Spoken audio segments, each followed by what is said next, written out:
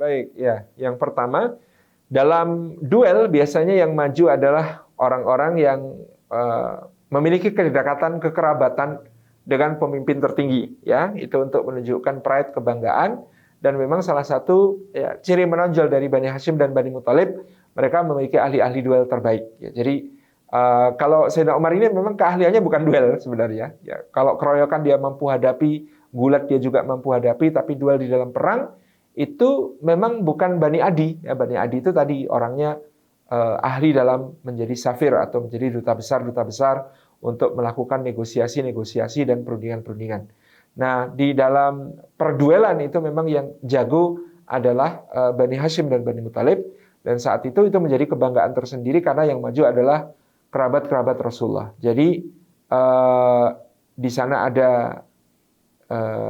siapa namanya? Sayyidina Hamzah, paman Nabi SAW, kemudian Sayyidina Ali, sepupu Nabi SAW, kemudian Ubaidillah bin Haris bin Abdul Muthalib, ini juga adalah sepupu Nabi SAW. Karena dia adalah putranya Al-Haris bin Abdul Muthalib, uwaknya Nabi. Jadi kalau Abu Talib punya anak Ali, kalau ada kakak tertua dari Abdullah, kakak tertua dari ayahanda Nabi itu namanya Haris.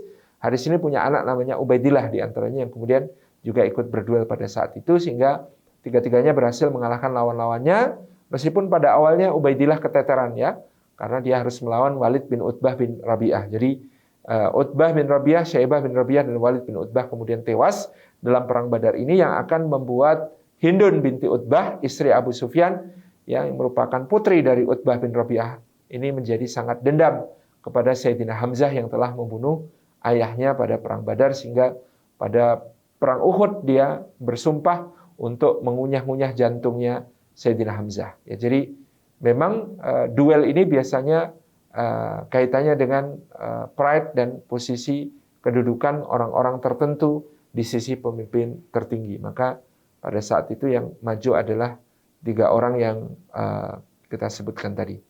Kemudian Sayyidina Umar ini dalam peperangan biasanya beliau ini ya memang seorang yang menghadapi ya keroyokan-keroyokan, tapi bukan yang kemudian beliau ya, itu dipasang di dalam duel di garis depan. Ya. Dan beberapa kali peristiwa Rasulullah SAW ini jarang menempatkan Sayyidina Umar juga sebagai komandan perang. Anda kalau kita lihat di dalam sejarah, ya jarang sekali Sayyidina Umar ini dipasang sebagai komandan perang. Kenapa tidak dipasang di komandan perang? Ada analisis sebenarnya dari Syekh Munir Muhammad Al-Ghotban, ya karena Umar itu nekat, ya.